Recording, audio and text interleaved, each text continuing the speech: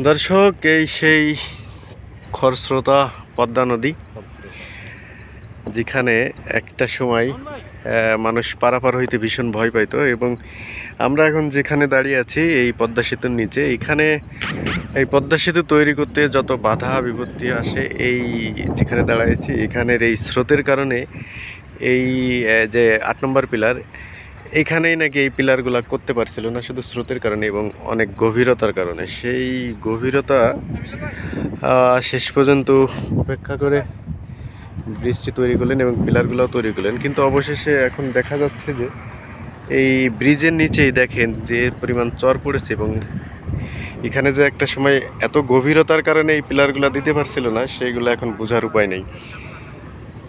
চর পড়ে একদম পদ্মা নদীর মাঝখান দিয়ে যে চরটি পড়ে গেছে, দেখেন একটা সময় যে এখানে এত স্রোত ছিল সেটা বোঝার কোনো উপায় নেই। আর এই যে পিলারগুলো দেখতে পাচ্ছেন, এই পিলারগুলো কিন্তু এখানে পদ্মা সেতু যখন প্রথম শুরুর দিকে করতে এসেছিলেন, স্রোতের কারণে এবং গভীরতার কারণে এই পিলারগুলো করতে অনেক বাধা আর মুখে পড়তে হয়েছিল সেতু কর্তৃপক্ষতে। এবং সেই বাধা উপেক্ষা করেও অনেক কষ্ট করে এই পিলারগুলো তৈরি করছে। কিন্তু পিলারগুলো তৈরি করার পর এবং পদ্মা সেতু হওয়ার পর এখন দেখা যাচ্ছে যে এইখানে নদীটার সেই খরস্রোতা নদী নেই, নদী একদম মরে গেছে। এবং চার সাইডে দেখেন বিশাল আকারের চর পড়ে একদম মনে হচ্ছে যে এখানে কখনোই এত স্রোত ছিল না এবং গভীরতা ছিল না, এবং নদীর যে গভীরতা এখানেই বেশি ছিল। সেই জায়গায় এখন পদ্মা সেতু হওয়ার পর দেখেন চর পড়ে একবারে উঁচু চর পড়ে গেছে। আমরা এখানে আজকে এসেছিলাম ঘুরতে, এবং এই মুহূর্তে আমরা আছি পদ্মা সেতু ব্রিজের তলে, ৮ নম্বর ব্রিজে ৮ নম্বর পিলারের কাছাকাছি। এবং ওই পারে দেখা যাচ্ছে একদম সেতুর ওই পার পর্যন্তই সেই চরটা প্রায় কাছাকাছি চলে গেছে। এবং এই ব্রিজ দিয়ে কিন্তু একটু আগে আমরা ট্রেনও যেতে দেখেছি দর্শক। এখানে মানুষ এখন চাষাবাদ করে, যেখানে এক সময় ২ বছর ৩ বছর আগেও এখানে খরস্রোতা ছিল এবং বিশাল গভীরতা ছিল এই নদীতে। সেই নদী সেই যেখানে বেশি স্রোত ছিল সেখানে কিন্তু একদম চর পড়ে বোঝার উপায় নেই যে এখানে এক সময় অনেক গভীরতা ছিল এই পদ্মা নদীর।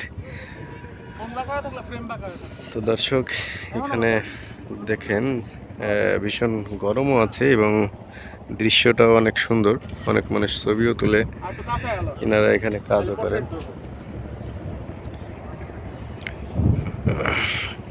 এই জমি কার? এটা তো এখনো ইয়ে হয়নি না, সরকারেরই খাস জমি?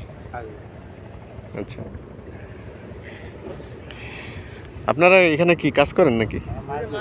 মাছ ধরে? মাছ পাওয়া যায়? আগের মতো না। আর এখানে এক সময় যে বললেন না যে মানে নদীর ওই পার আর এই পার যখন পারাপার হইতো, ওই যে মেন যে স্রোত ছিল সেটা কি এইখানেই? এই জায়গাটাই মেন স্রোত ছিল, মানে লঞ্চ টঞ্চ মানে আসা সারা বাতাস তো, কিন্তু এখানে আসতে গেলে অনেক ভয় লাগতো না? আর ঢেউ বেশি এই জায়গায় তো না? আর এই যে মানে দুই সাইডে সব পিলার হওয়ার পরে যে মাঝখানে যে পিলারগুলো হয়েছিল না আর কি, পরে হয়েছিল, সেটা কি এই জায়গা? আগে দুই সাইডে হয়েছিল, লাস্ট কি এই জায়গা হয়েছে? মানে কারণ কি ছিল?